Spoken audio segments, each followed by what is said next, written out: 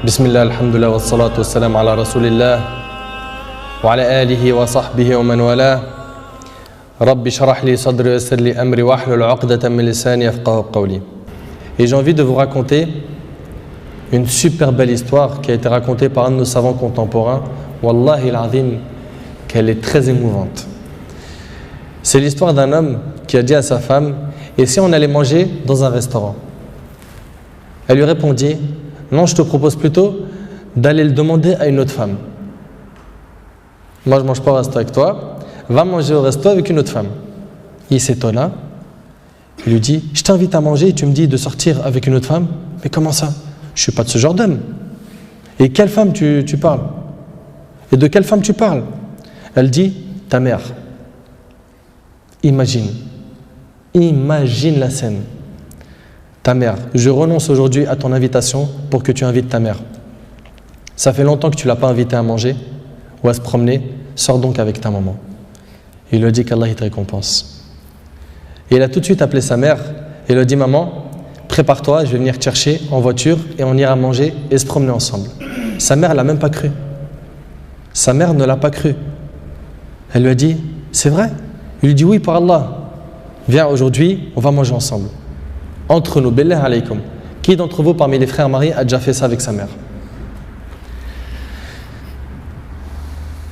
Et effectivement, ils allèrent ensemble au restaurant. Et la mère s'est remplie d'amour, de joie et de bonheur. Pour elle, c'était un beau rêve. Peu lui importe la nourriture ou l'endroit où elle était, c'est-à-dire même manger par terre ou sur le trottoir ou dans la rue, le plus important, c'est qu'elle était avec son fils et que son fils était bienfaisant envers elle. Et qu'il ne l'a pas oublié, qu'il ne l'a pas négligé en s'occupant de sa femme et de ses enfants, et elle passa un jour avec lui qui était l'un des meilleurs jours de sa vie. Elle lui dit au retour, l'homme dit à sa mère au retour: maman, t'es contente? La sortie t'a plu? Elle dit: oui, wallahi, c'était mashallah. Elle dit: oui, qu'Allah te récompense. Il répondit: Inch'Allah, je le referai. Elle dit: non, Inch'Allah, la prochaine fois, l'invitation viendra de moi. Il lui dit: Inch'Allah. Et des semaines et des mois passèrent. Le frère a été occupé, puis sa mère tomba malade et mourra. Qu'Allah lui fasse miséricorde. Son fils était très triste. Et quelques jours plus tard, il reçut une invitation au restaurant pour lui et une autre personne, et cette invitation était déjà payée. Étonné, il se demanda de qui vient cette invitation déjà payée. Il est parti alors avec son épouse au même endroit où il avait mangé avec sa mère, et là une lettre l'attendait de la part de sa mère. Il y avait écrit: mon cher fils, qu'Allah te récompense, je t'avais promis de t'inviter au même endroit pour manger, mais tu étais souvent occupé.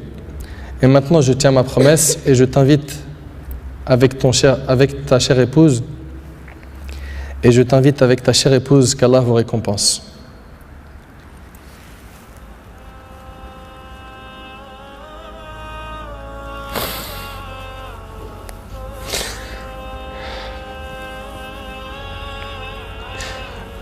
Wallahi mes frères, la valeur de la mère, elle est très sacrée.